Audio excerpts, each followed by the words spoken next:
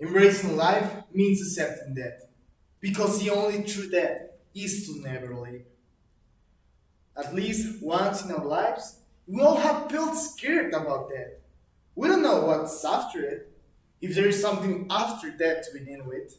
However, I strongly believe that death is part of life and vice versa.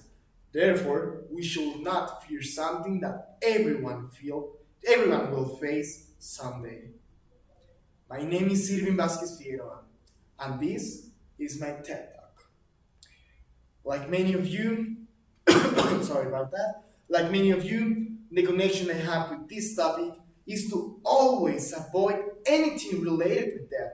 As a kid, I remember that I used to be so scared with the fact that one day I will simply not exist that I even had nightmares with it. I couldn't just imagine my inexistence. I don't want to say this as an achievement, let's say it like that, but before aging 12, death was always really close to me. Living in an extremely dangerous country like it is Mexico has its counterparts. Like, for example, making a little kid believe that he was going to die very, very young. However, these approaches led me to change many thoughts I used to have with the pass of the years. I started to realize something really kind of obvious, not gonna lie, but at the same time really important. I would like to make a few questions to you, dear people.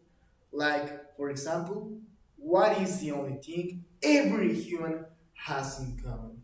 Or even, let's make an easier question. What do all stories have in common? Do you know the answer? Yes, indeed. The end. Because, dear public, whenever we like it or not, death is the only thing that is inevitable here in life. Unfortunately, there will be some people that will have an earlier death than others. Nonetheless, we have to understand that the end of a life is not the end of the life. Because as you might know, all sparks kind of new flames. Life without death will be kind of miserable. Because death is not a counterpart of life. Death is part of life. I know this is kind of weird to hear, but let me put this in a clearer way.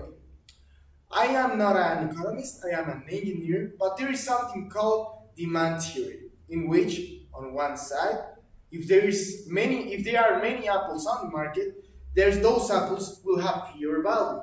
On the other hand, on the other side, if there is a scarce of apples in the market, those apples will achieve a much higher value.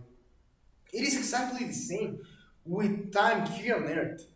Life is so wonderful and beautiful due to the fact that we are not immortal humans. Our days are counted. If some of us are lucky, we will reach 70 years old. And yes, I agree that those 70 years are simply not enough time for everyone. But we have to understand that that's the reason why we must take advantage of every second here on our existence. Imagine how boring it will be if death didn't exist. All of our dreams, all of our ambitions will be automatically with no sense. Because we will have literally all the time on earth to achieve it. There will be no emotions, no connections, and zero passions with our own dreams. Death, as a definition, is the interruption of biological functions and consciousness. Just like the flame of a candle, it goes out. We don't know what's after death, or we don't even know if there is something after death.